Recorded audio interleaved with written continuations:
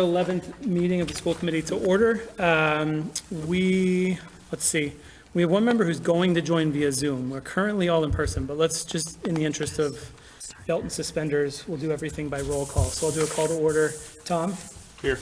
Laura? Here. Carla? Here. And Sean is here. Aaron won't be joining us tonight, and then I expect Sarah to join us on Zoom in the next 15 minutes or so. Okay. So quick recap of a review of our agenda, and then we'll jump right in.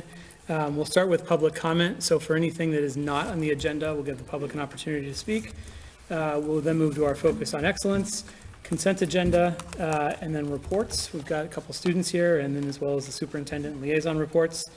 As we move into new business, we'll take the FY25 Q4 financial update, including some anticipated budget transfers, a discussion of essentially our audit report, and then Community Preservation Act presentation. We may take things out of order as we've got some guest speakers this evening, so we may take a few of those items out of order. When we move into old business, we've got some minor revisions to the RMHS student handbook to review and approve, and then we'll have a brief follow-up discussion on the Mulberry Forest Montessori School and adjourn. So that is our agenda for the evening. So I'll start with public comment. Is there anybody who would like to speak on anything that's not on the agenda tonight? Okay, with that, we can go to our focus on excellence, and I'll hand it to Dr. Milichewski. Great. We're thrilled tonight to highlight our food service department. So as you know, our food service department's made some pretty amazing, I would say, improvements over the last couple of years, both in terms of the quality of offerings for our students, and as a result, the amount of students who are participating, the quality of feedback. Every metric points to the program really moving in the right direction. Something that we have not talked a lot about is Catherine Franzetti's and her team's vision for, and also bringing a lot of our food service opportunities to our summer programming. So tonight we are not just celebrating them launching summer programming, we are celebrating them receiving a USDA award called Turn Up the Beat, which they were one of 4 districts across the Commonwealth of Massachusetts to receive that award, which recognizes districts who are providing high quality nutritious offerings to students and families outside of the 180-day schedule. So we are, again, continue to be so thankful and appreciative of Ms. Franzetti's leadership, the incredible work of her team. So we want to give her a few minutes to share a little bit about just what the award, like kind of what the programming they were offering that led them to win the award, and also maybe some things that are on the docket ahead for the program. So we'd like to invite up Ms. Franzetti.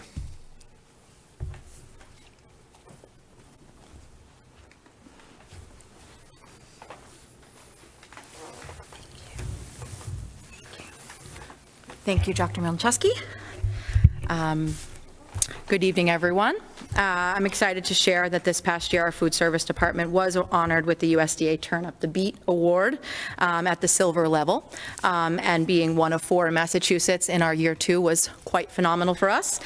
This is a national recognized award for summer food programs that go above and beyond in serving fresh, nutrient-dense, and high-quality meals.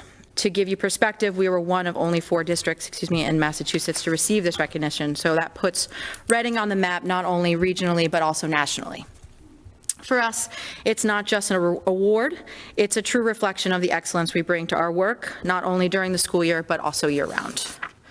Our summer food program is still relatively young. We only launched in 2024. And yet in just 1 year, it has already doubled in size.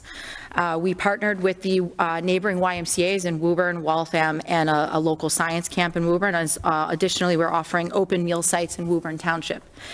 This program has also offered us to be able to offer breakfast to our extended school year students here in Reading, as well as partnered with the MLL program for a tutoring program that they're offering at the Reading Library for the summer.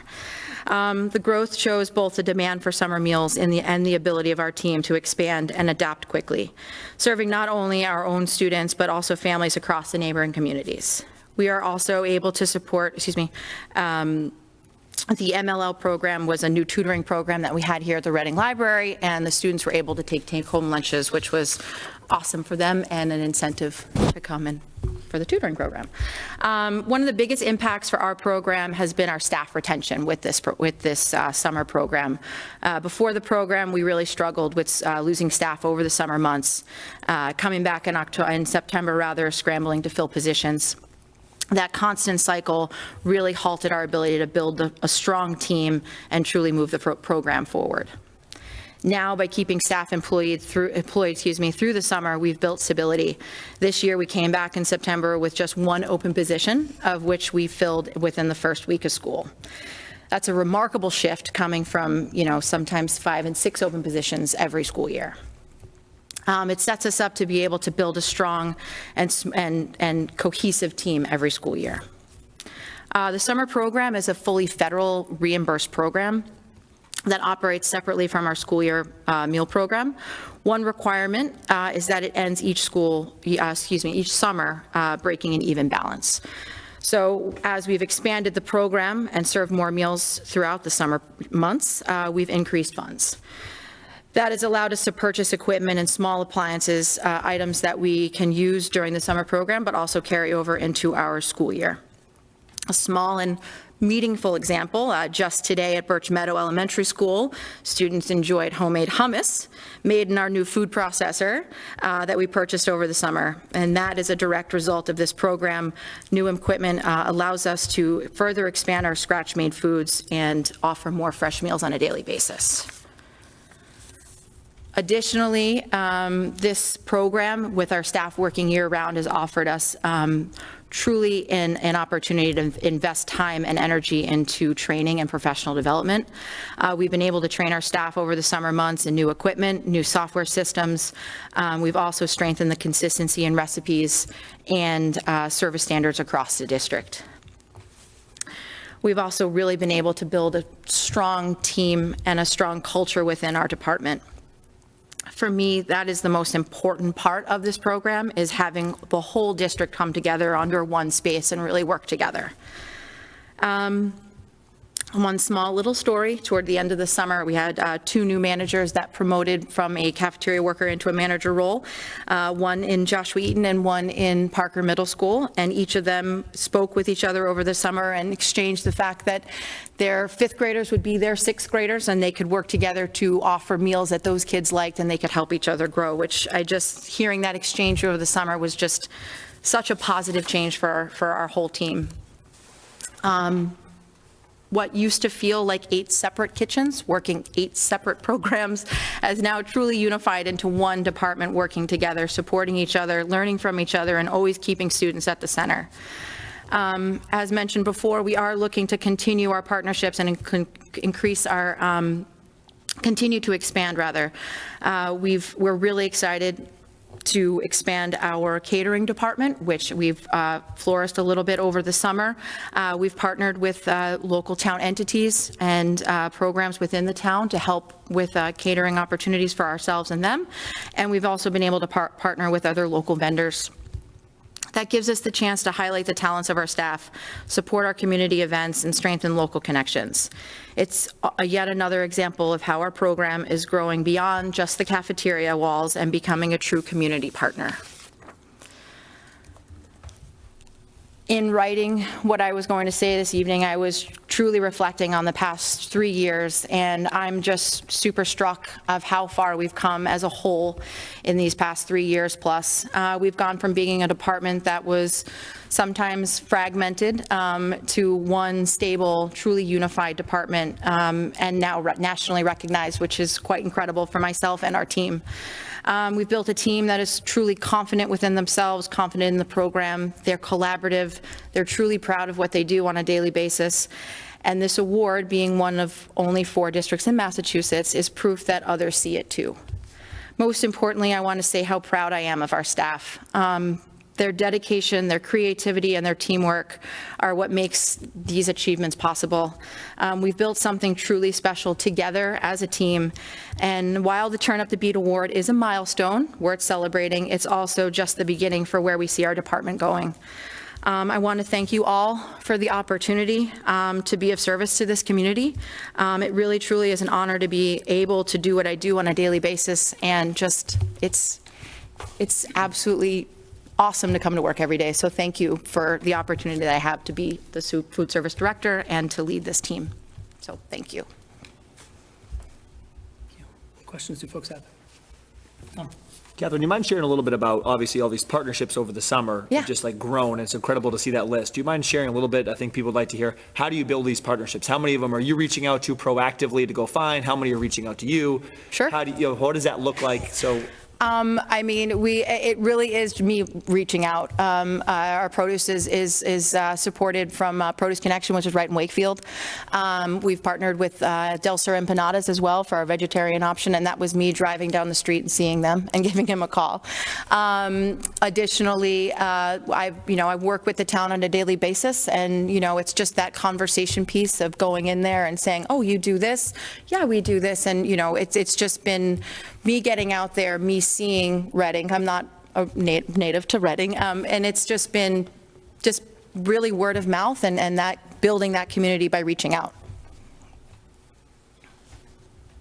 I think I've said this maybe every time you've come here. But I'm going to say it again.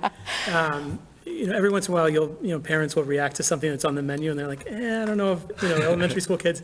I will say the changes we made over the last couple of years have done more to expand my kids' palates than my own cooking skills ever could. So I'm very appreciative for stretching the limits of maybe what some people think is normal for, elementary and middle school diets. So I appreciate it. Thank you for highlighting that. I do get the feedback, and I really truly feel that our program partners with how Reading thinks outside of the box to support the student. Our program is really a program where a kid gets to try a ramen noodle bowl and see if they like it, and they get, my true dream is a kid going home and saying, Mom, I had curried chicken at lunch today. Can we make that on the weekend? And that's that child expanding and trying and growing. And it's, another one story, we had fish sticks on the menu today. They're a local Boston company, and child was coming through Barrows Elementary School, and they were offered tartar sauce, and he replied back, no thank you, I saw the menu and I brought my own from home. So it was one of the greatest moments of my day, and that's awesome for me. It's really incredible. He's very particular about his tartar sauce, as am I, so I can appreciate that. I bring my own mustard to Fenway Park, so I'm totally with you on that. I'm right there with you. Yeah. You don't like Gordon's, huh? Yeah. I'm a French's guy through and through. All right. I will just say, because I always make a comment, that I just can't, it's when I've just kind of walked down the cafeteria, being in the school, and, fresh broccoli florets, and just walking outside, it smells like you're walking by Zuka. Oh. It's so nice, and smoothies in elementary school, like little cups of blueberries and watermelon, and it's edible, it's delicious, and it's so important for these kids to have good nutrition, to be able to sit and learn all day. Absolutely, So- absolutely. I want to thank you for the strategic placement of the exhaust fans at the high school, because it is right where people are driving by. So it is perfect when we're baking muffins in the morning. It's quite nice. So you're a rock star. Well, Thank you. thank you. I couldn't do it without all of the support here and my team and all of families and whatnot, so thank you. And Tom did request that I bring a sample of the new noodle bowl. Speaking of expansion, this is the bottom part of this container is paper and fully compostable. The lid is recyclable. The company is right here in Massachusetts, and the owner, operator, and developer is a UMass Amherst graduate. So it's within here is our alternative to the hot ramen bowl, which is a cold garlic noodle bowl, and there is a gluten-free option for Phil, but it's the same noodles and the same ingredients as the ramen noodle bowl, so it's our fall and spring alternative. So it's pretty tasty. The only allergen is soy. Well, thank you. Well, thank you. Should we take our traditional photo? Yeah, but I would love to see if the I'm gonna put the students on the spot. Oh, that's a great Yeah, a little question. taste testing right on. Oh, yeah. You guys are here, right? So, and you've been here for a little while, right? You were here before she was here as students younger, so. The proof in the pudding? Oh, yeah. Food is so much better. I was, it's gotten, I appreciate that. Thank you. Thank No, you, but the thank food you, is thank actually you. so much better. Like, first day of school, I think I think you guys ran out of like the garlic chicken or whatever, so I had their lunch, so I didn't end up getting it, but there was a sandwich line, all these different kinds of sandwiches on like real bread that was like toasted, and it was so good. I wanted to go back and get more. But yeah, a lot of people are like seriously enjoying the food so much. Aw, thank you. And So it- yeah, yeah. thank you. it's gone from like, when we were in middle school, I remember we would get like hamburger patties and we were like, did they draw the grill lines on with Sharpies? Yeah, exactly. So it's gone from that, and it's evolved into something where people are actually like, wow, this looks good, this is real food, where it's to the Right. point of, Amen. and the difference is noticeable, so thank you. Well, thank you, thank you. You deserve proper food. I agree. All right, shall we take our photo? Yes. Food in our mouth? Pretty good. Yeah, when I'm in my car. Thank you. You have to tell us when we're not doing so great either. Oh, it's actually really good. It is. Like, I actually look forward to eating lunch now. I was gonna say something. And I actually eat a full time for a noodle. Instead of like, I'll take like little bits and then go to the snack shop and buy a snack, now I can eat them. Yeah, it was like their pizza. Not a lot of options back in the day. We're good. You ready? 1, 2, 3. Smiling, I'm blinking. I'm gonna go home and cry. I'm gonna cry on camera. Yeah, that's why I was like, Better to be, gentleman, chivalrous. What was that? She said there was a That's gluten-free gluten-free. week. Are you gluten-free? I'm not, no. We'll eat it in your car. Yeah, we'll eat it in the car. That's Bill's, right? Bill's gonna be on too. Yeah, I will. Put a small dinner this evening. I didn't even have. But we'll put it in the fridge. For my physical practice, I know, I'm like, home shower. No, wait till we're deep into the financials. I didn't bring water. Financial update? Yeah. Okay, with that, let's move on to our consent agenda. Is there a motion? I move to approve the consent agenda. Is there a second? Second. Seconded by Tom. Again, since I expect us to be pseudo-hybrid today, we'll do a roll call. Tom? Yes. Laura? Yes. Carla? Yes. And Sean, yes. 4-0. Okay, let's move on to reports, and we'll start with our students. Okay, sounds good. Oh, you know what, let me get you all the other mic as well. Oh, right, yeah. One of each. oh, thank you. Both microphones. There we go. And now we're audible. Perfect. Okay. All right. Starting off, beginning of the school year, so a lot of back-to-school events. Last night, RMHS had back-to-school night with a great turnout of parents. And a special thanks to many of the student volunteers that gave their time to help direct people around the building, which we heard they had some more trouble than the freshmen did. So that's nice. That's nice that there were people there to help them around, so. Fall athletic teams are off and running. Shout out to varsity soccer. In that note, the RMHS varsity volleyball team had a big victory over Melrose this week, which is a notorious powerhouse in the Middlesex League, so congratulations to them. The first home football game is tomorrow night, where channel 101.7 radio, the Bull, will be sponsoring a field goal competition where the winner could walk away with $10,000 in scholarship money. I was a kicker in high school, so here I come. I know. I entered it. I did not get the lottery winner, so I will not be kicking. But someone lucky is, and I'm excited to see that. RMHS is excited for their upcoming fall musical, Catch Me If You Can, which auditions took place early September, and rehearsals are underway, so that'll be coming out soon. And then finally, RMHS is excited to announce the start of a math team led by Mr. Princhik, who is interested in looking for members to join the competitive math team, which we haven't had at the school yet before. We've had a math club, I think, but yeah, first time we're having a competitive team. Yep. So Will not be joining that. It's really nice to be back. I missed being here. Excuse my appearance. I came straight from tennis, and I will be coming straight from tennis for probably the next few meetings. Do what I you can't gotta dress do. up as nice as Alex.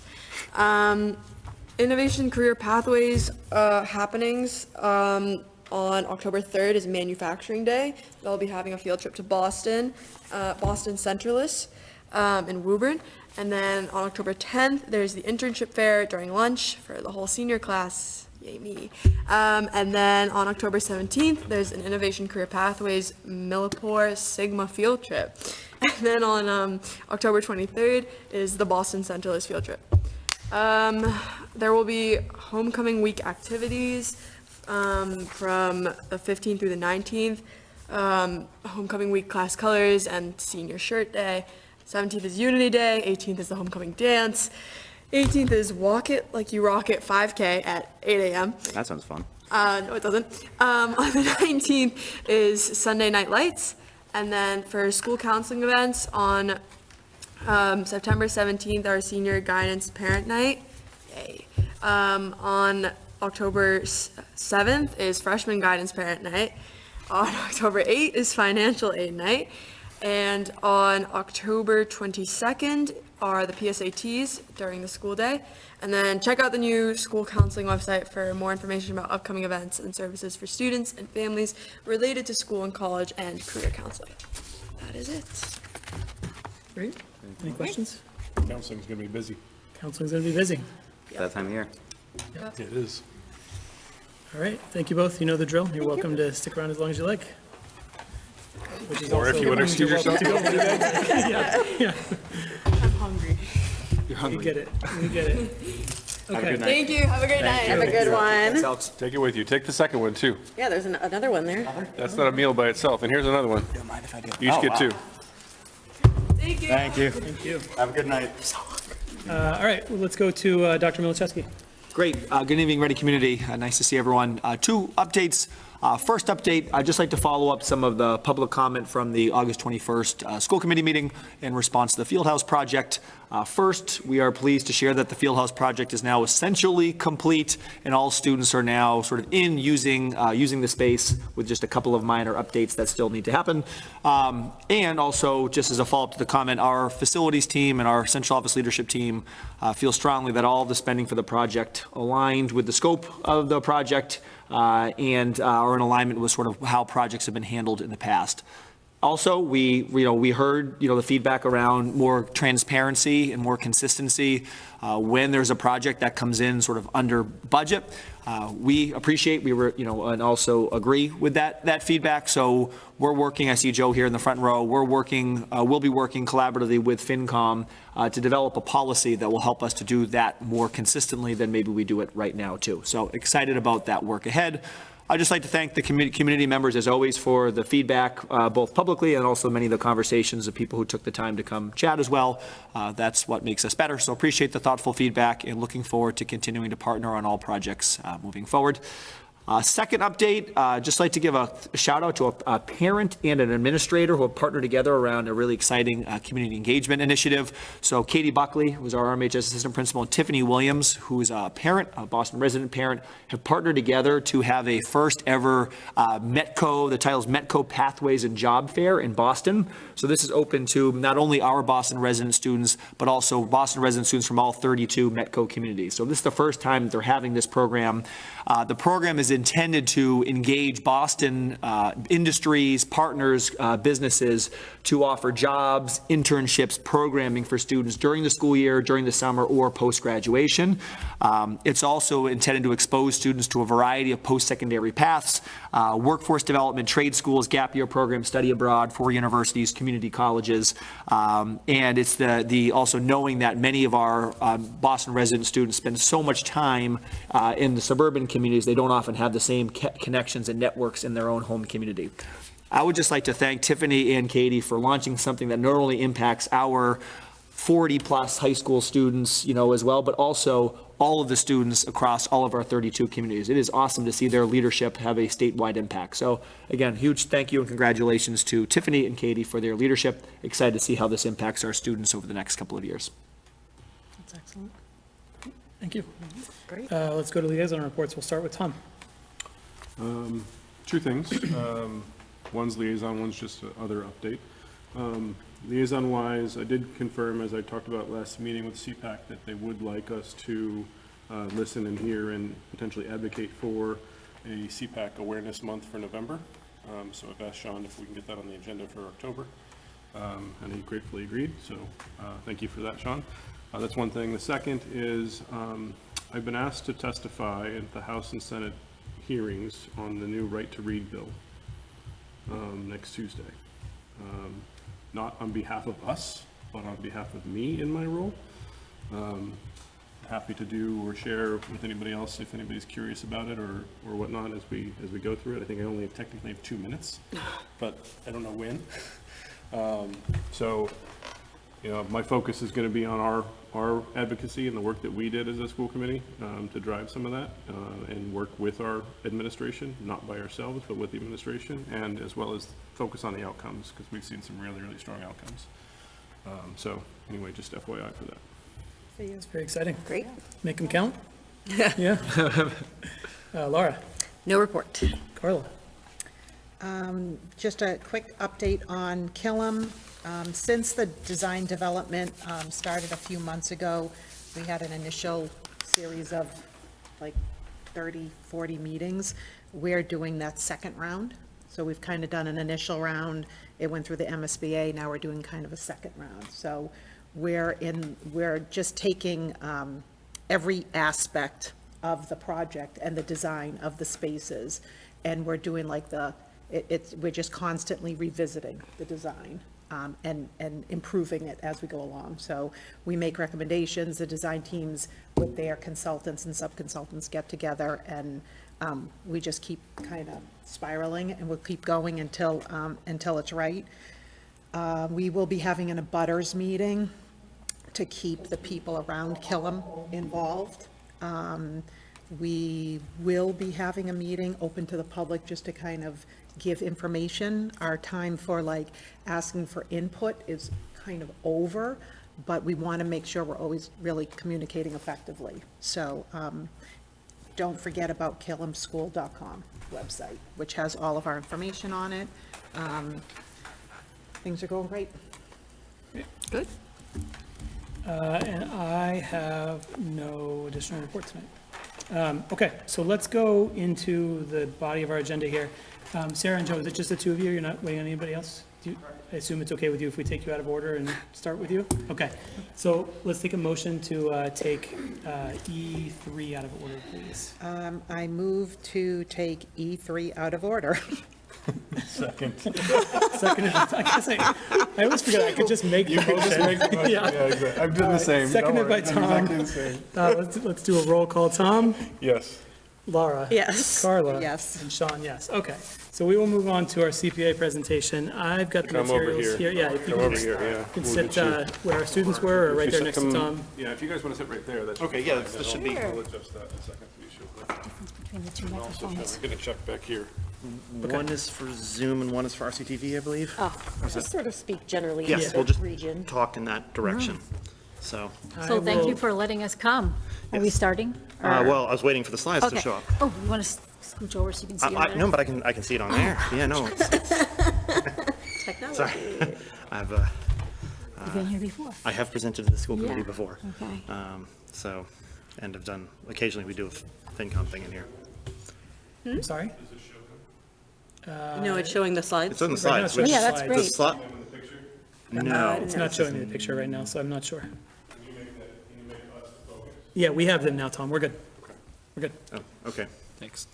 Yeah, we don't see ourselves on there, but as long as everyone else That's all right. does, that's Yeah. fine. Yep. All right, so thank you for including us in your agenda. Next slide, please. Yeah. So we are here from the Community Preservation Act Study Committee. What is the Community Preservation Act? It is a Massachusetts law that permits communities to levy a small property tax surcharge for community preservation type projects. The state contributes a match to it, which is Variable? It is variable. We can go into detail about that if you like. And notably, over 200 of the 351 towns and cities in Massachusetts have adopted the CPA. Reading has not yet. Next slide. So in 2024, the Select Board established a study committee to look into the CPA for Reading. This is ordinarily the first process in potentially adopting the CPA. We have representatives from all the different committees. Historical, affordable housing, open space, conservation. Yep, That's it, right? yep. Yep. And we were originally created with the November 2024 election in mind. We're now looking at November 2026. Next slide.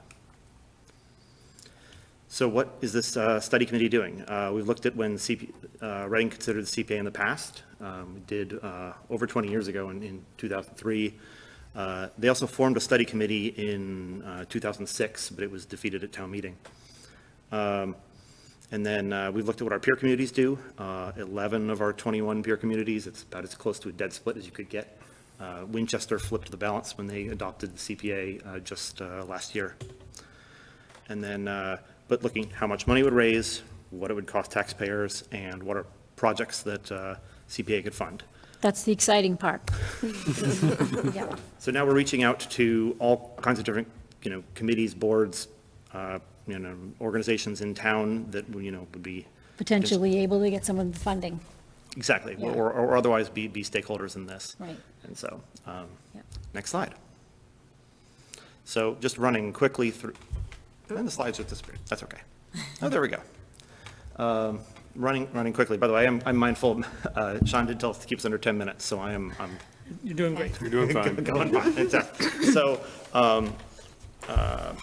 So yes, open space preservation, anything related to caring for or acquiring our open spaces, town forest, Bear Meadow, Matera Cabin, Pine Vale, all kinds of things. Next slide, please. This one is a little literally closer to home for the school committee. Recreation, any outdoor recreation stuff can be considered open space preservation and maintenance. Playgrounds. Yes, school playgrounds, playing fields. Birch Meadow Phase 1 and Phase 2 would have been eligible to be CPA projects. If there's ever going to be a Phase 3, that would likewise be. I'm a Barrows dad. I'm painfully aware of the condition of the Barrows tennis courts, which we have not been able to find money to repair for, I think it's been pushed back something like 10 years on the capital plan. So this is likely to be a very popular use of CPA funds, given how Reading already spends its tax dollars. Next slide. Would you like to talk about historic preservation? Sure, I'll speak, because I'm here, I'm on the committee because I'm a member of the Historic Commission. And it's really exciting now that we are going to have a chance to do something with the Pleasant Street building coming up, to know that historical buildings that the town owns, such as Town Hall, the Town Hall Annex, Joshua Eaton, Parker Middle School, I think there's about 8. I don't want to go, I won't bore you, but I'll just say that when you need to do renovations, including making things ADA accessible, can all be funded by CPA funds. So that's really exciting, and it's very exciting for the Historical Commission, because sometimes, like for instance, repairing something in Town Hall is an enormous priority because we have a tight budget, but being able to access CPA funding for that will make a big difference in keeping our community looking good and our buildings in tip-top shape. Yes, I believe Joshua Eaton and Parker are the 2 school buildings that have the historic classification to be eligible for CPA projects. Next slide. So CPA also funds affordable housing. This is a acute need in our community. My microphone is moving. I bet that's not good for the sound quality. Let's keep that there. So yes, Reading has the Reading Housing Authority and a number of properties. The waiting list is insane. 10 years? It's 3 years if you are on the short list as a qualifying veteran, and otherwise a decade. It's notable that there are a lot of state and federal programs for affordable housing that often require a local component, a local match. So you might think, when we talk about numbers later, like, we can't buy a house in Reading for that. What, you can buy an apartment building with that? Are you kidding? No. No, but you could put in Reading's share and then unlock a much larger grant. And that's what other communities in Massachusetts tend to do for affordable housing with their CPA funds. Next slide. How much money would we raise? This is based on the actual fiscal year '25 property values for a couple different surcharge rates. One thing that the study committee has to do is come up with a recommendation for what surcharge rate the town should consider. So this is one of the big questions for us. I think it's worth adding too, it could be as high as 3%, but it was sort of recommended to us that to start at 1.5, correct? Yes, most communities, there are additional matches that are unlocked if you go to the full 3%. However, those are sort of means tested to favor smaller and less affluent communities. Reading does not meet those criteria and would not especially benefit from the 3% level. So, yes, and the state match, it's worth mentioning that. The state match is funded by a special fund that is every transaction at the Registry of Deeds. You pay a $50 fee into the State Community Preservation Fund. Trust. Or trust, sorry, yes. And then they, every year, they divide that. So depending on how much real estate activity there is, the amount of match can vary significantly, almost like a factor of 3 in just a few years here. 20% is probably a useful ballpark for planning, although you're not guaranteed anything in particular. And they're looking for ways to expand how they can get some money into that trust. Right. Yeah. It was 100% match when the program was new, but that's been a long time since then. Yeah, darn. Next slide.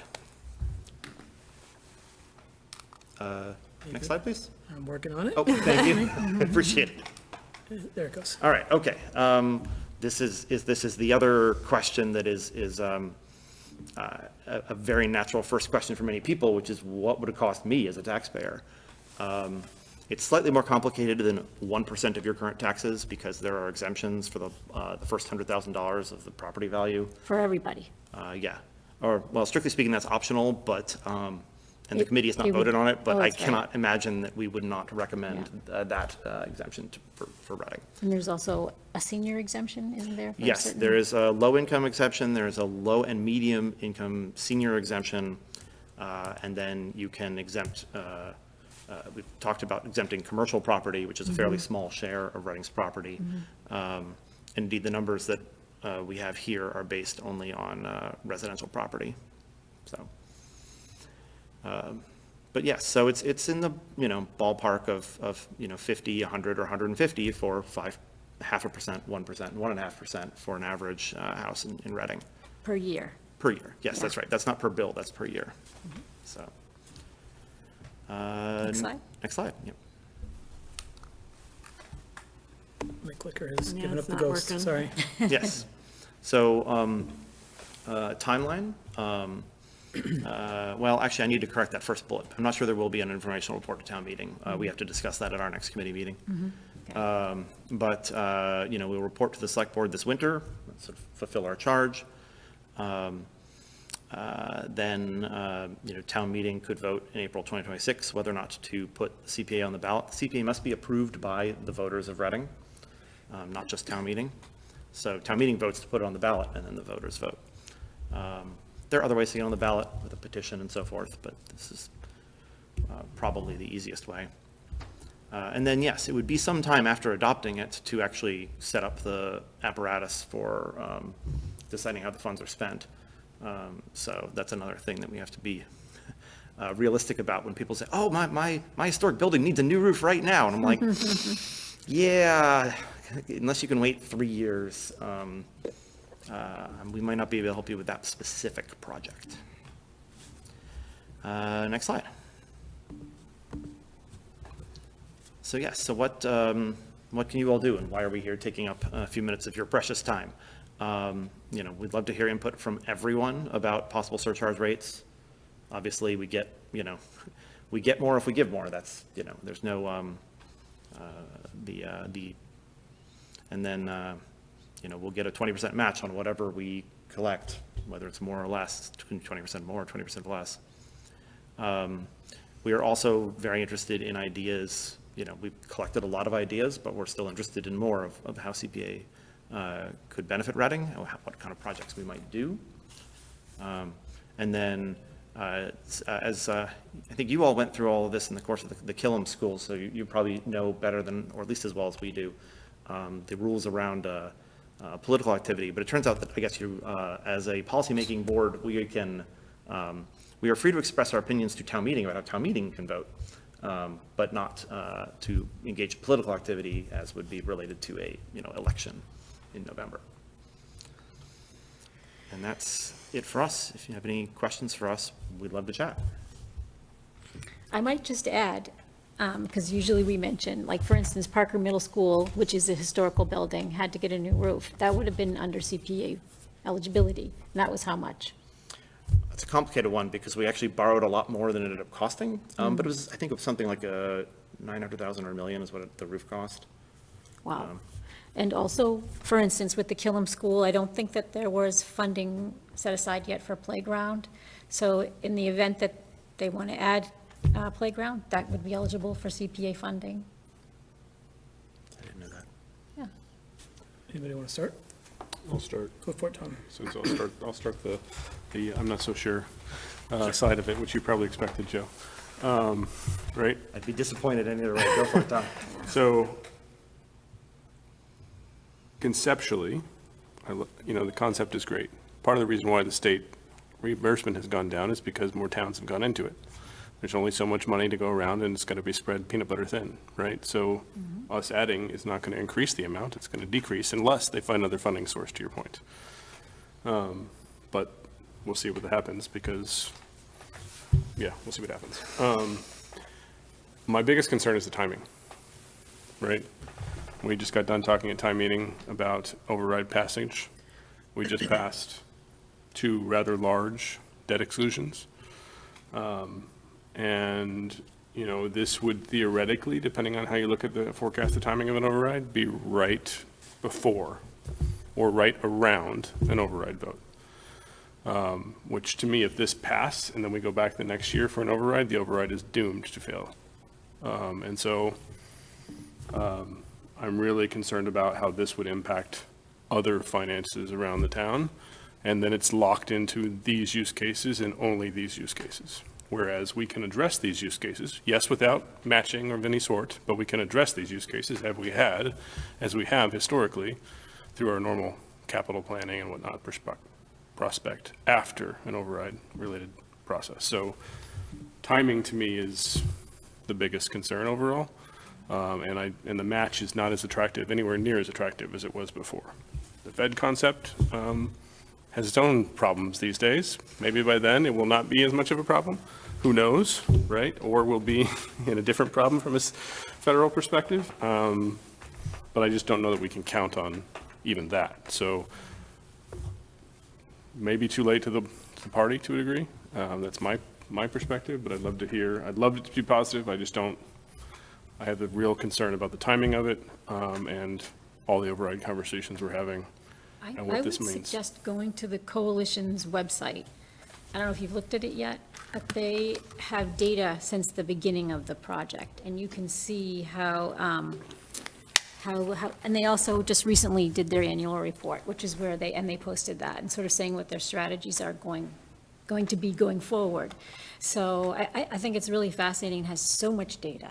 And they also have a Facebook page where they are constantly posting every week different community CPA projects, and they go into the little bit of breakdown. You can go back to this coalition page and they collect that data there. So I think what you're saying, the same sort of things we all have been discussing. We had the person from the coalition come and talk to us, and because we had similar questions.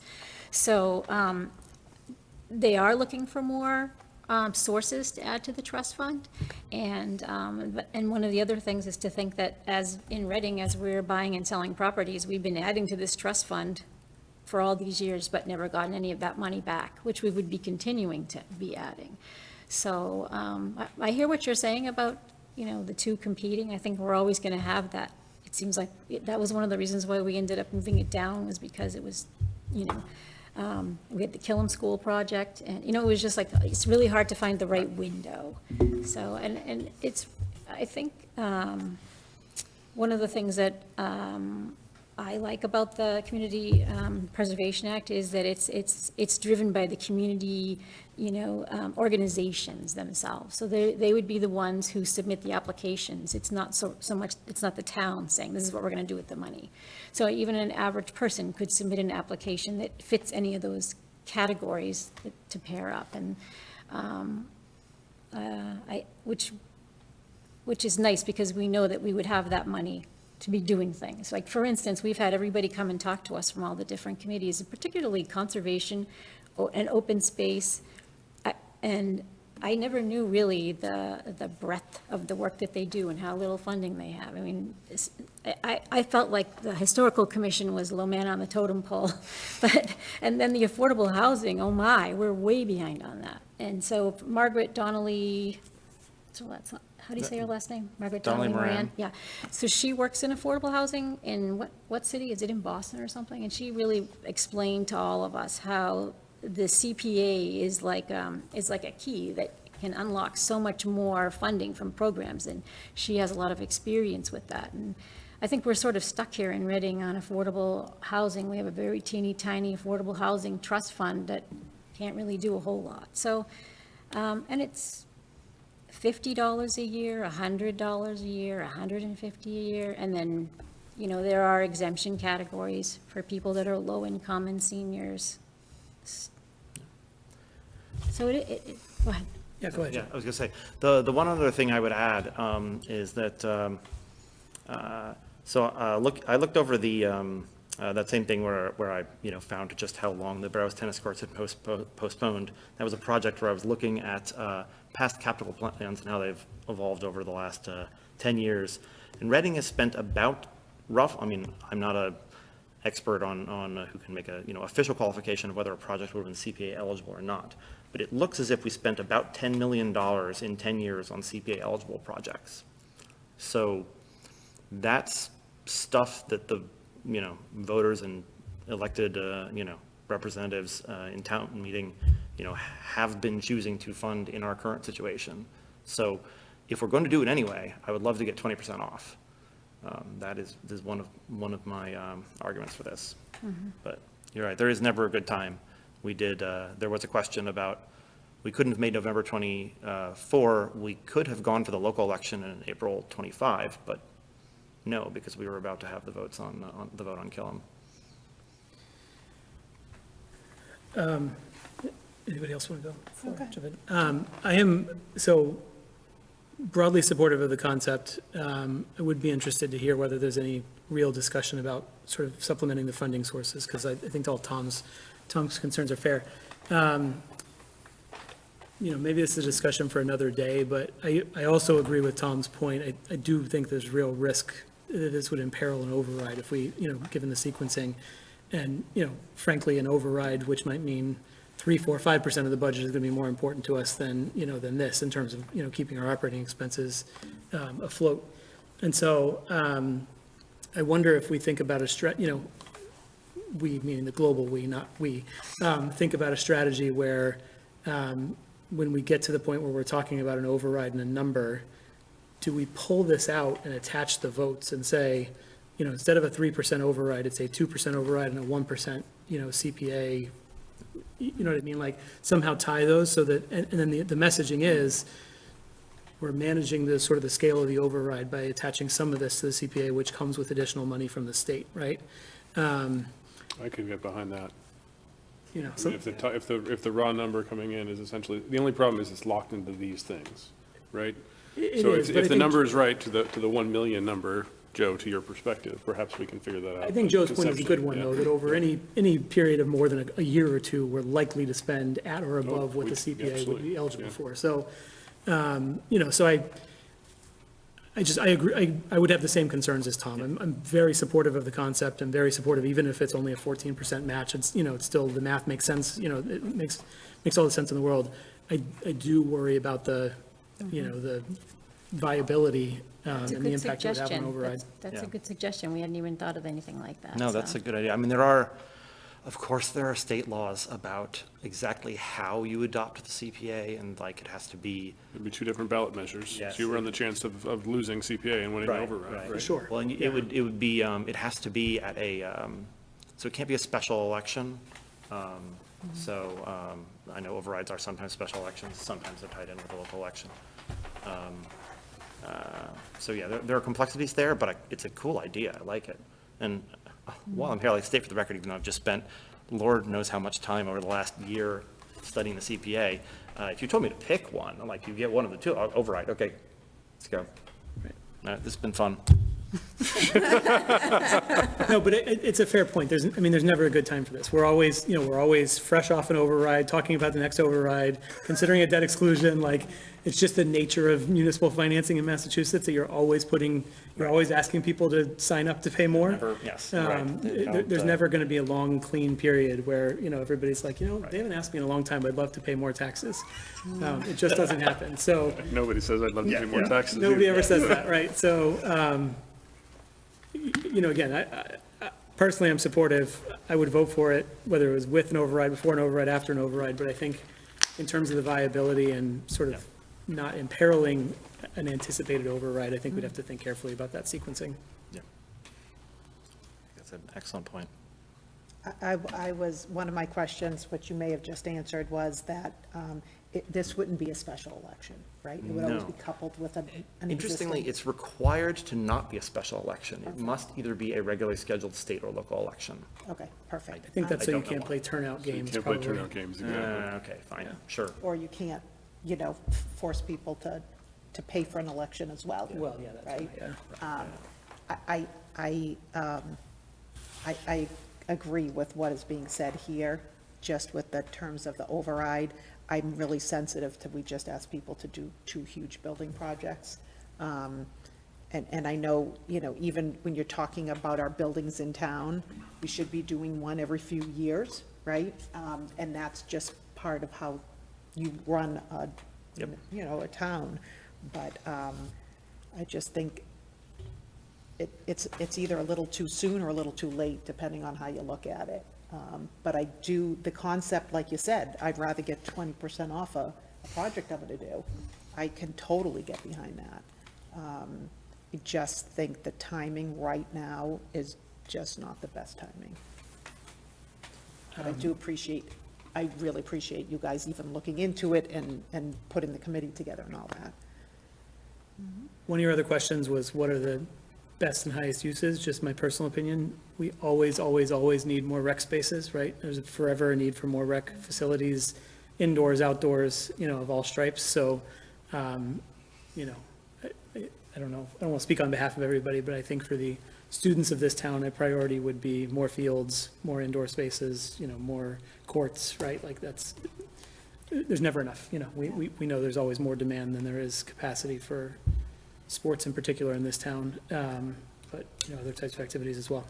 But I think you can also take every category there, right? Conservation and invasive species and historic, like you could see the benefit of all of it.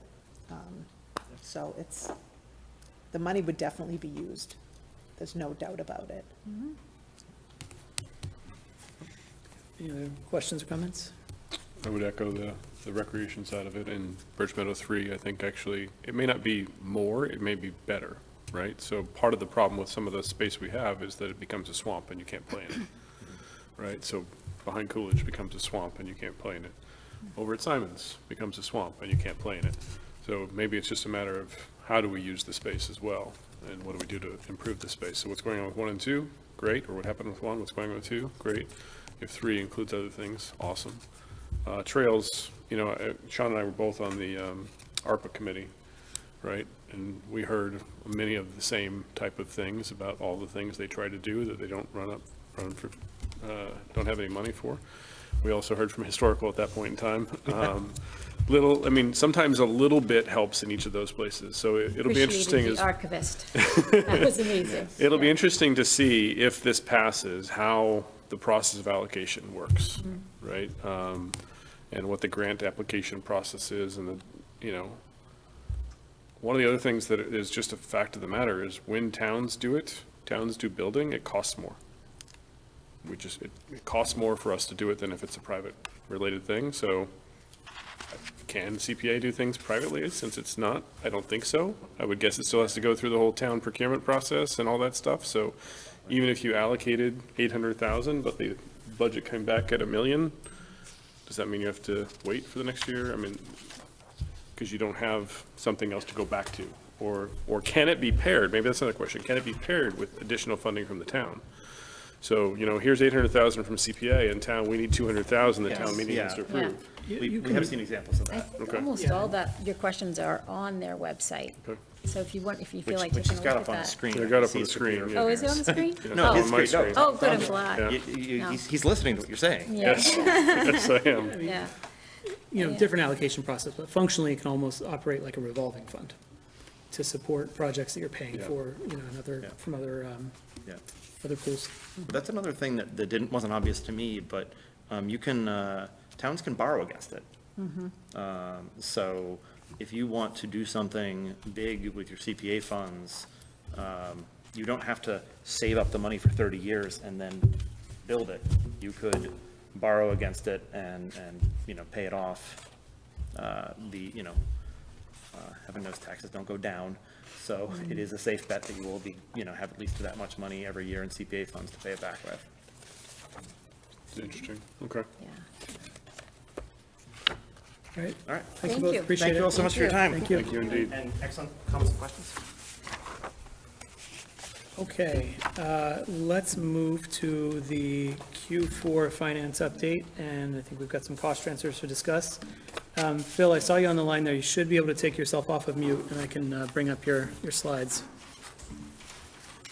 And Sarah's on now too, so you know. We can hear you, yep. And, sorry, Phil, just before you jump in, for the record, Sarah joined at about 7:25. All right, go ahead, Phil. I've got your slides. So, am I putting the slides up? I can bring them up. Bear with me just one second, minute. I can bring them up too. Okay, yeah, go for it. If that's easier, go for it. I got it. What do we got here? We've got one there. They brought the messiest possible thing for us to try. So can you see it? Yep. Yeah, can you just go full screen? Yeah. Give me a moment here. Is that better? Yes, sir. Okay. So this is the Q4 financials. We did the preliminary back at the beginning of July. Not a whole lot of change.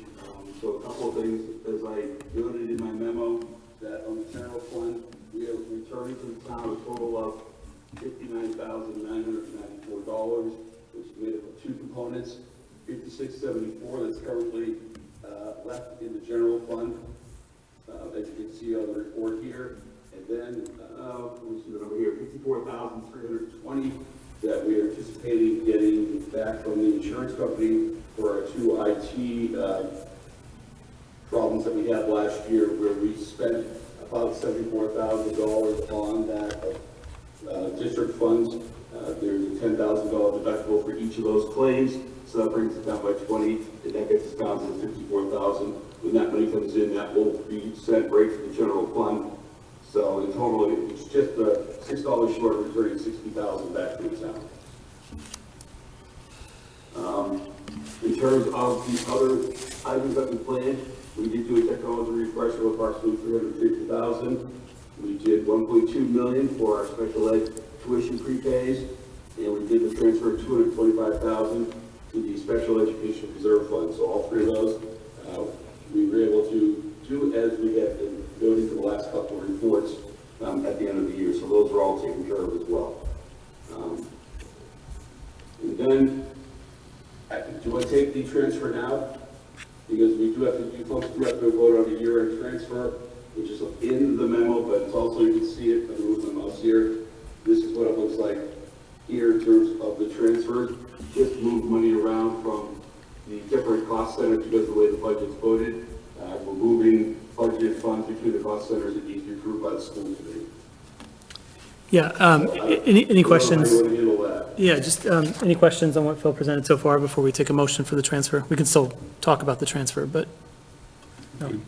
Okay, let's take the motion For the motion, I'm going to talk about all the cost centers in the from column, and then I'll do the to column. Perfect. Okay. Move to approve the budget transfer between cost centers for the fiscal year '25 end-of-year reconciliations as follows. From the following cost centers: administration, $15,372.28. Regular day, $392,880.05. Health services, $15,080. Extracurricular, $18,896.31. Athletics, $40,046.48. School facilities, $5,591.61. Going to the following cost centers: special education, $400,753.50. Technology, $87,034.03, with a total in both columns of $487,787.53. Second. Seconded by Carla. Second by Tom. Sorry, seconded by Tom. Motion by Carla, seconded by Tom. Any discussion on the transfers? One quick one, and this might be a technicality, so push me back if you need to, Sean. Do we need to approve the special education transfer first, since it seems to be a predecessor of the rest? That you approved the special education transfer back in June.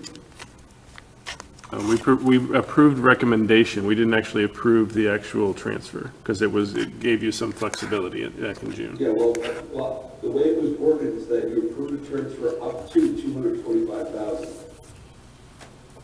So, I don't know, I was in the impression that we cover whatever that number is, and we just report the number back to you. If you feel that you need to take a second vote, I'm not for me to stand in the way of that. I think there's probably no harm in us taking a second vote. I don't think there's harm in it either. I was going to try and look at the notes to make sure I looked at the memo. Yeah, I mean, it's not, there's no downside to taking a second vote. Tom, do you mind making a motion? Yeah, I move to approve $225,000 from the special education transfer, from the special education cost center to the special education reserve fund. Second. Seconded by Carla. Any discussion about that transfer? Okay, let's go to a roll call vote. Tom? Yes. Laura? Yes. Carla? Yes. Sarah? And Sean, yes, that carries 5-0. Okay, so now we'll return to the motion on the end-of-year transfers, which is on the table and has been seconded by Tom. Any further discussion before we go to a vote on those? Okay, roll call. Tom? Yes. Laura? Yes. Carla? Yes. Sarah? And Sean, yes, 5-0. Okay. Phil, do we want to go to, well, do you want to just pick up from there? Yeah, I'm not gonna go into excruciating detail on all of these, just point out a few of the highlights. On the grants, we ended the year in good shape. We are carrying over money in the title grants that we always try to maximize as much as we can.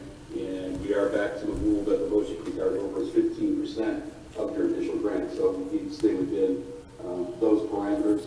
But all in all, if you look, this year 24 grants, we only have $428 left that we can spend. So that means we've done a good job cleaning all those up and closing them out.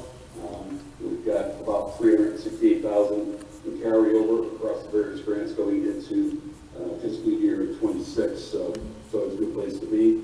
And I just want to point out that we had a couple other grants added near the end of the year with the Project Red Summer Eats. That was a $2,000 grant that showed that we talked about during their presentation. And we had a computer science professional development grant that we also got. So, the staff across the district does a very good job of finding all these other grants that are out there and getting them.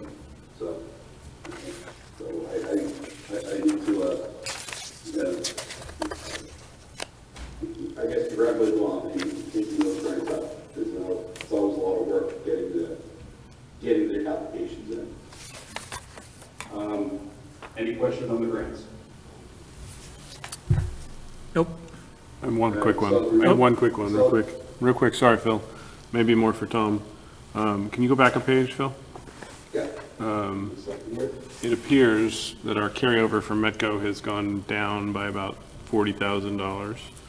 Do we have any concerns about that with staffing levels now and with forthcoming state funding for the next year or anything else like that? We do. I think without a significant increase in the sort of state allocation for Metco, we're going to have to continue to make some difficult decisions around in FY '27.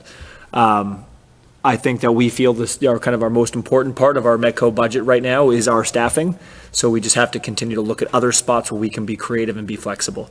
Unfortunately, as you know, that we're already pretty thin on everything on the grant right now. So yes, we have concerns on that. I actually met with Cindy and Jericho yesterday to map out what that could look like in the future, but it's definitely something we're planning, early and planning for sort of worst case scenario. If as we know, we haven't, received the level of support the last couple of years in the budget as we would have wanted to, or that many have been advocating for. Has there been any news coming on Metco headquarters with the new CEO or anything else like that? Nope, not publicly announced yet. Thank you. That'll be a challenge, right? I did want to back up just one thing. I know, Mr. Wise, I think you had a question of the superintendent earlier today as to where we are in terms of the 2% on the special ed fund. Our net school spending for fiscal year 25, according to the end of year report, was approximately $66 million. So that puts the 2% at around $1.3 million. So we're just about where we want to be in terms of 1% right now. Great, Phil. Thank you for the follow-up. I appreciate it. I almost forgot. I did forget, so you beat me to it.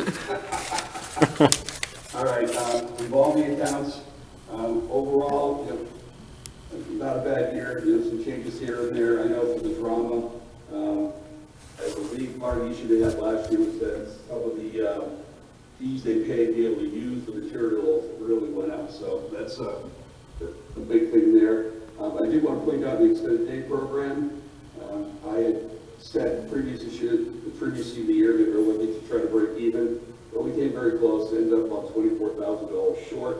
But as they pointed out in their August presentation to the committee, they've made a lot of changes to the program to get to about break even for fiscal year 25. And I think they've got a good plan in place for fiscal year 26 going forward in order to make sure that that program tries to at least break even, if not have a little bit on the positive side. So I'm comfortable where we are with that.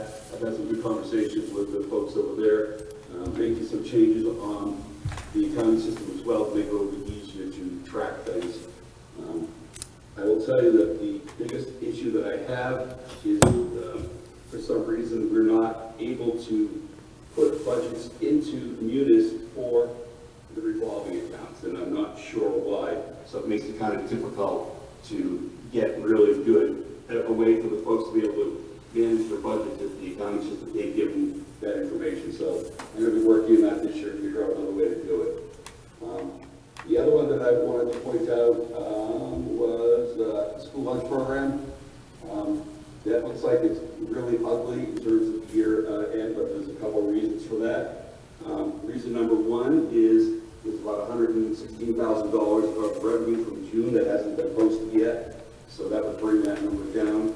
And Katie probably also mentioned in her presentation that we spent probably close to $250,000 if you go through everything with a fine-tooth comb in terms of capital expenditures in the system. We bought the van for $95,000, which was initially on the city's capital plan. We pulled that back in because we had enough in the balance for the school lunch program to do that. She replaced some ovens, and I know she's got plans in place already for this year to replace some more ovens. So it's really nice to be in that position where we have enough money in the balance to be able to do that.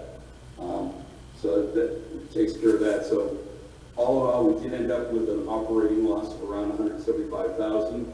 And part of that is Katie started a lot of things and tried out a lot of different things, and similar to what we did with the after-school programs. There's some learning curve there and some bumps as we go through.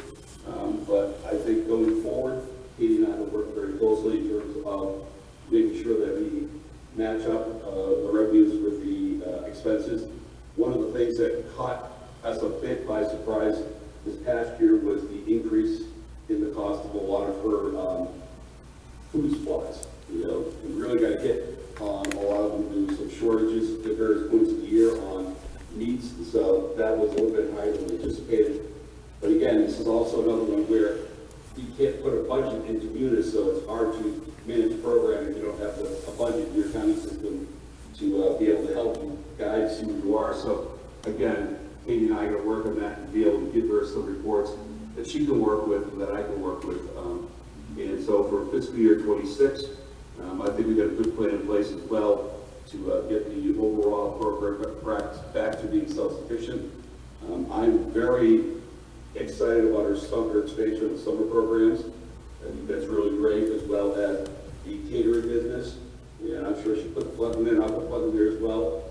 Food services does a great job of catering for any of your meetings that you might have, whether it's on campus or whether you can go off campus. So, you know, keep us in mind, and, you know, the price will be better than you get any place else. So, and, you know, they do a good job, the food's very good. I mean, I can tell you that some of it is a restricted diet. They do a great job with the gluten-free items. They do great gluten-free rolls for lunch. And so I'm just putting that out there as, you know, trying to sell the program to everyone. Other than that, at this point, I did also want to say, when I first got here and I looked at the balance in those school program fund, I was very excited because it's very nice, healthy balance. But the state's not happy with it because it's too much money. And so, you know, it's always the eternal battle of the state where they like you to have no more than 3 months operating expenses in your food service account. Well, I've had battles with it before where I've been in programs where we have more than that. And I once said to the woman who was doing the review, so what would you like me to do? I don't have any capital expenses. Do you want me to start telling them to start serving lobster and filet, bring it down? So, in any case, that's just my little story on that, but all in all, I think the school program is still in good shape. You know, we had a few learning bumps for last year, but we know what happened, we know what's going on, and as I said, the superintendent, you know, for 26, we're going to fine-tune the program and get it where it needs to be. So on the revolving accounts, that's really all that I wanted to highlight. Any questions? Phil, I think you were suggesting that because we can't put these into Munis, it presents a challenge in terms of managing these budgets, particularly for these larger line items like extended day and school lunch. Is there not, I mean, could we not use like an off-the-shelf Well, sort of piece of software, at least for internally managing them? that's what we're going to end up doing. Okay, You know, it's not maybe much more sophisticated probably than an Excel spreadsheet to put it in there. yeah, I just need something that I can provide to both Katie and Mackenzie and who's the other gentleman who got school program. Chris? You know, give them something that they can see to work with. So Yeah. we're going to be doing that. So, but again, I would like to be able to put it into Munis. For some reason, it's not the way the town does it. So it's not that it can't be done. It's just the way the town does it. So yes, we'll be doing it elsewhere in terms of from my perspective. Yes, school program, the food service program are our two big businesses, so to speak, to be able to run it like a business, to be able to see the numbers rather than, waiting for the surprises to show up. yep, And partly, the most frustrating thing having the school lunch program is always the delay getting the reimbursements from the state. So we're always trying to figure out, where we are with that. So we're going to make some operational changes to help it out. I will say, and I don't know if Kate said in her presentation, she made a lot of good operational changes. The one that I really like is that for this year, at all the elementary schools, the kids no longer have to key in their PIN number. They each can give it a card, there's a barcode on it, and each of the registers now has a barcode reader, and so they just swipe the card underneath it, get their lunch, and off they go. Where they only have 20 minutes for lunch, it's really improved getting students through the checkout line. So they do have, the last kids are going through the line with 3 minutes left in the lunch period. So I'm very pleased with that. So, thank you. any questions? Any other questions? If not, move down. Sorry, hang on, Phil, sorry, we have a question from Dr. Corum here in the audience. It's Doc here. Yep, that's good. Jeffrey Corum, Richard. I was just curious. I see after-school activities Parker with tens of thousands of dollars of activity and extracurricular Coolidge with no activity. And I'm just kind of curious, in terms of, balancing opportunities at the two middle schools, if you could comment on why the discrepancy in those two lines and why Coolidge isn't doing anything after school, or why it appears that way. With all honesty, Doctor, I can't comment on that right now. I'll have to look into it and get back to you, probably by Monday.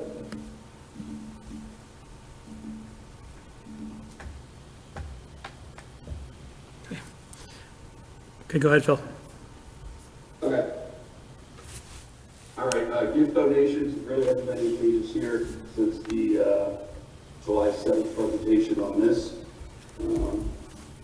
Student activity accounts, the only thing I do want to note, as I've said before, that the high school class of 25, its account balance is 0, so there's no need for the committee to have to vote to transfer any money out, because that account is now closed on our books. And then finally, just the scholarships that are held in trust at the town. This is more just for information for people to see this again. These are the ones that we don't do the accounting for and not really responsible for. They're being held in trust on the town side. But I'm going to continue providing this to you folks so that we're all have the same knowledge basis to where we are with those. So that is the Q4. I mean, we ended the year, in good shape overall. I think we're pretty well positioned for 26, and also looking down the road at 27, trying to position ourselves as well as we go through the next couple of years, with the hope that we're able to maintain everything that the superintendent wants us to do. Phil, this is maybe just something I've never noticed before. What's the difference between a scholarship donation fund and a scholarship in trust?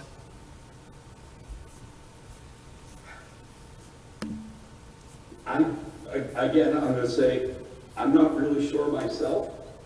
It's just the way some of these things get set up. It's a bad answer, I know, and I haven't spent a whole lot of time thinking into it because I haven't been in a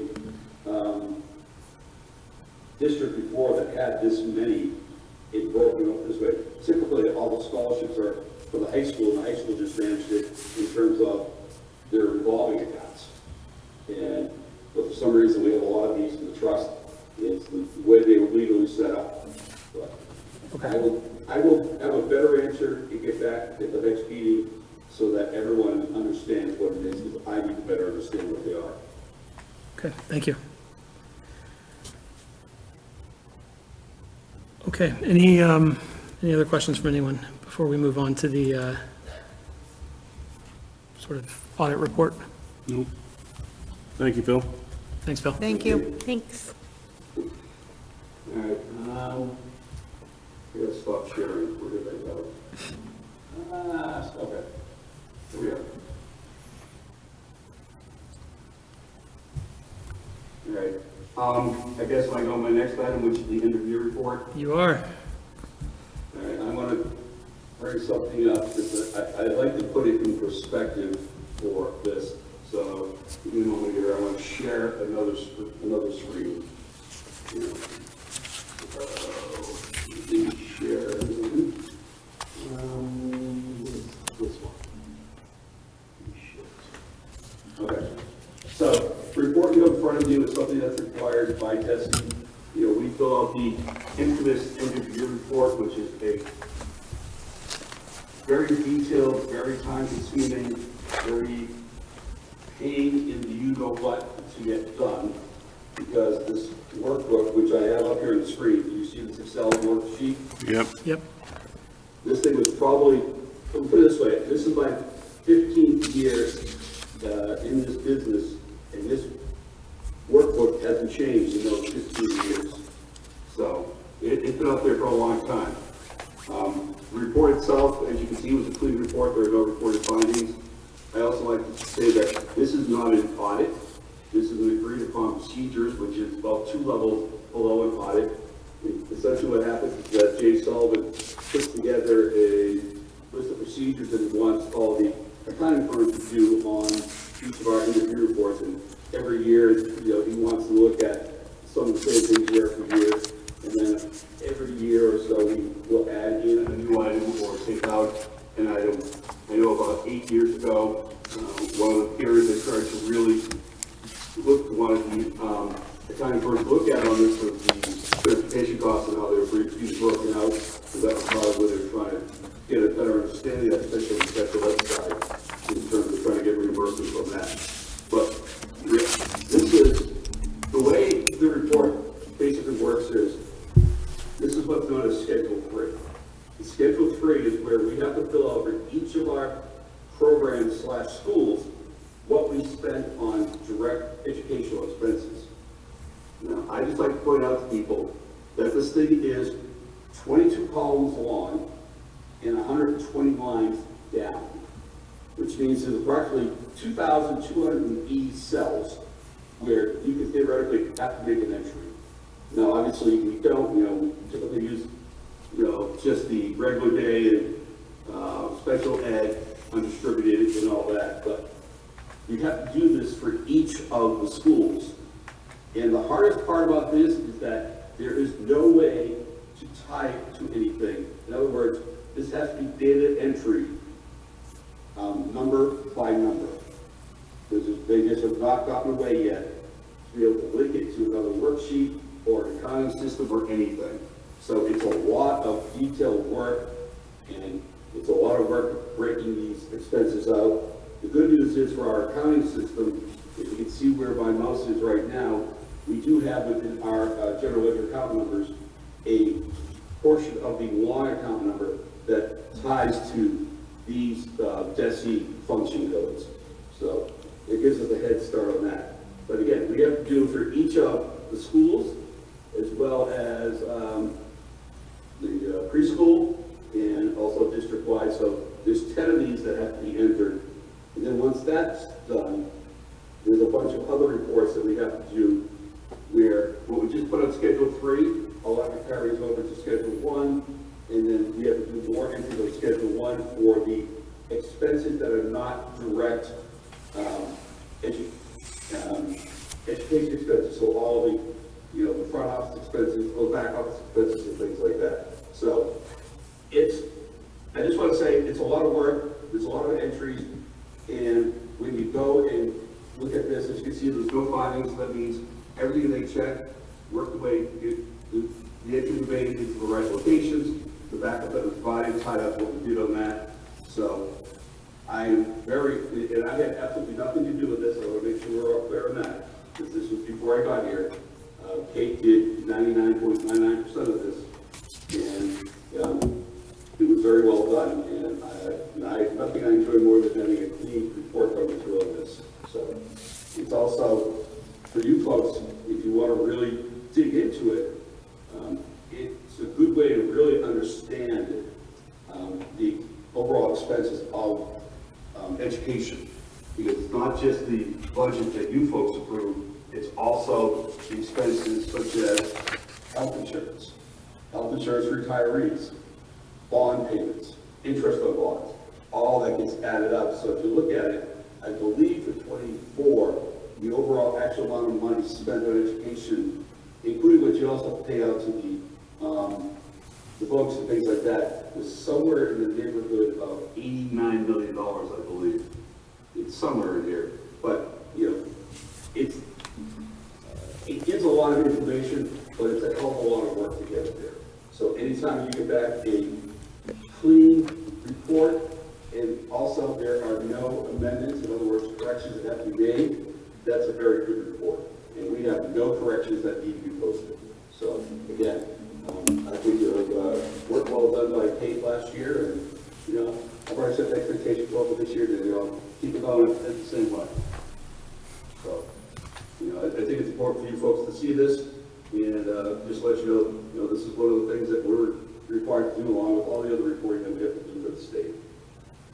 So any questions? questions on this. I mean, if you're really curious someday and you want to go through it, I'll be happy to sit down with anyone and go through it if you'd really like to get into the numbers.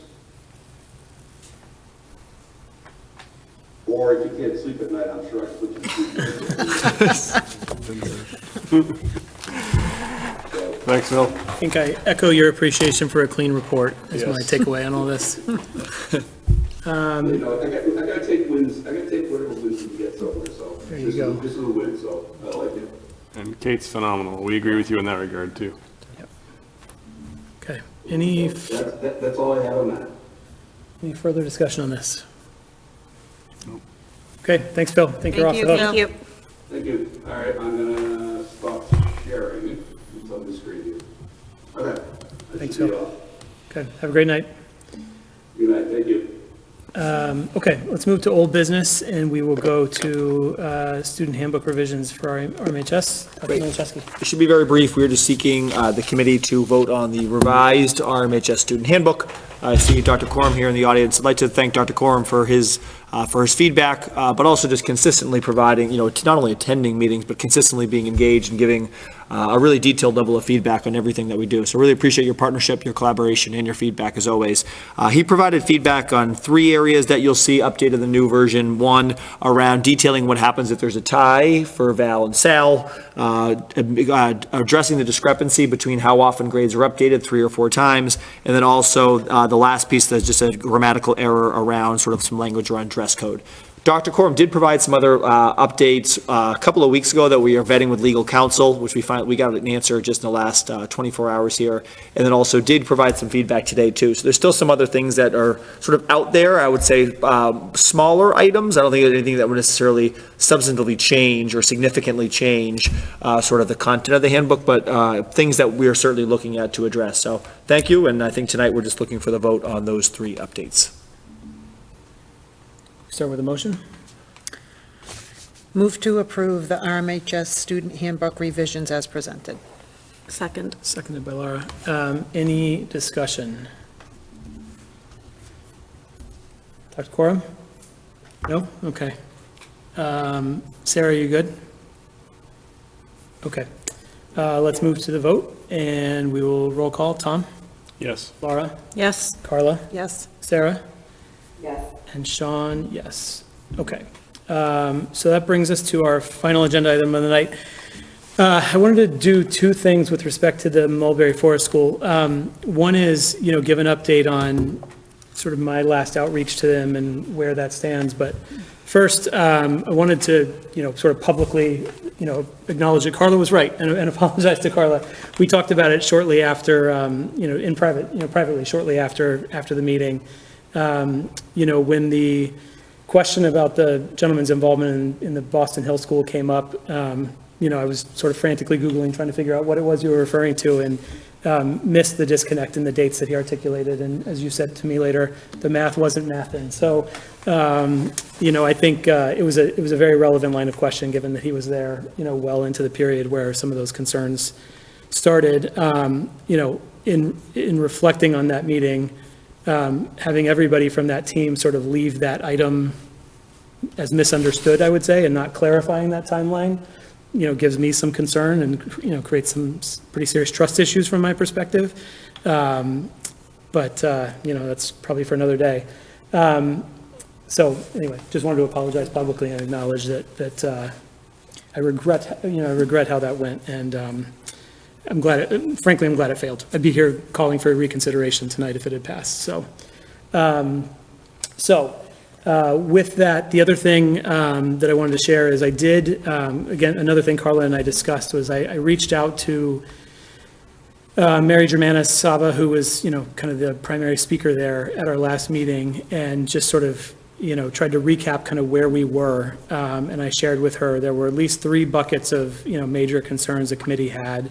1 being certainly the certificate of occupancy, 2 being a lot of discussion and sort of confusion potentially around, the qualifications and what they were using to qualify the staff. And then 3 being, a number of instances, including the one we just talked about, where there were, at best sort of misstatements and potentially misleading statements about certain issues related to the school and some of the folks involved and the legal structure and things like that. And we've got open questions there. So I outlined those to them in an email almost 2 weeks ago and suggested, they also could watch the video back to see what other concerns the committee might have, and suggested that a next step would be to have a meeting with Carla and I before bringing it back before the full school committee, just to make sure that before we spent, more of this committee's time, it was likely to be sort of additive and productive, as a follow-up conversation. I've not heard back from them even to acknowledge that note at this point, almost 2 weeks later. So I don't know where that leaves us. I think we heard through the grapevine that they may be operating at Camp Rice Moody. So maybe they've moved on from, Matera. But a lot of those challenges and questions that I know several of us probably have are still valid regardless of where they're operating. So that's where we are. I didn't want to just sort of take a moment of privilege here, so I put this as an agenda item. So if anybody has anything else they want to add, feel free. So first, thank you for the update. I think that's important. And second of all, if they are at Camp Rice Moody without our approval, how are they operating, right? And if they're charging tuition for, they can do pre-K without our approval. They can. But if they're doing K1, 2, 3, 4, which they said they were going to, how are they operating, and what are our recourse options as a result? Do we have any idea, or should we check with legal counsel? They can operate. Students, my best understanding is students attending that school without if it doesn't have our approval, the school day would not qualify as being enrolled in, in a school program. So they may be working there may be some sort of co-op workaround, homeschooling co-op kind of approach that that maybe their counsel has advised, sort of exempts them from that. But the primary benefit to them from receiving our approval, other than whatever legitimacy comes from that, was, the legal requirement that students of, 6 and above be enrolled in a full day program is met. So I can't speak to, how they're approaching that or what they're doing at this point.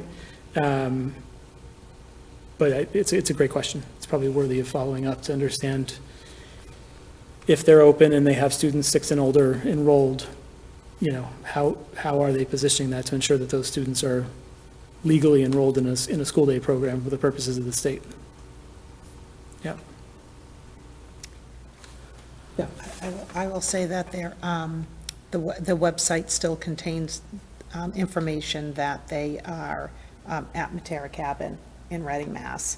I know in another district they had issues where they were using that as a location of the school, and the town reached out to them and asked them to take it off their website. I think they should be taking that off the website, that they're at Matera Cabin. I think it would be nice for it to be clear if what is posted on their website and what is presented to families there is the same thing.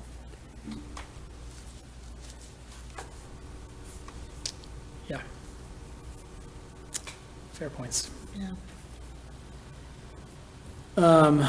Laura, Sarah, anything to add on this topic? Just that I'm disappointed to hear that they didn't respond at all to outreach. That's concerning. Yeah, it's not great. One more question, I guess. Rice Moody, relatively close from an abutting perspective to Birch Meadow Playground. It's like there's a small forest in between or something else along those lines. I don't expect us to have any concerns. Is the forest part of Rice Moody, though? Is the forest part of the Rice Moody property up to the? The question Birch I'm sort of property line? wondering, right? What's the connectivity? I know we have a fence, and I know they're kids, so I'm not really worried about anything happening, but just in terms of, somebody hops the fence, or, I'm just, what other concerns might we have? Do we have to make sure we're buttoning down anything over at Birch that we may not have had to worry about before?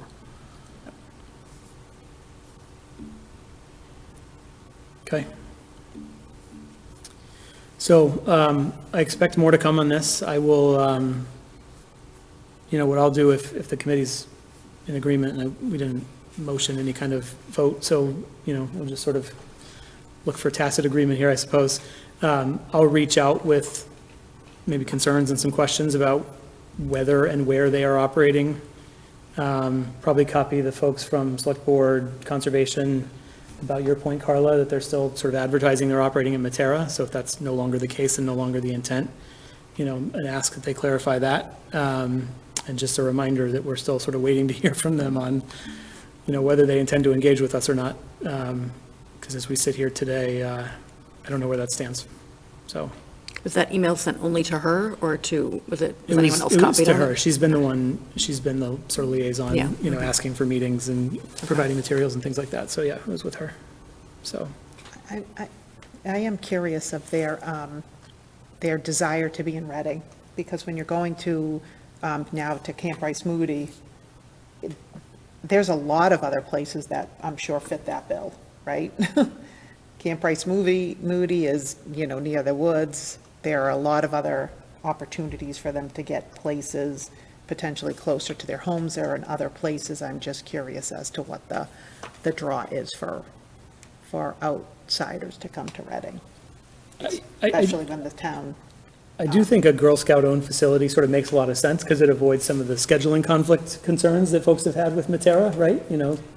Girl Scouts are in school during the time that they. But there are also multiple Girl Scout sites around. No, for sure. Yeah, it's not the Yeah. only one, for sure. Just No interesting question. to me. Yeah, no question. Yeah. So, okay, so we'll, Carla and I, we can connect and sort of, follow up, and we'll share an update with this committee, whenever we have one, and,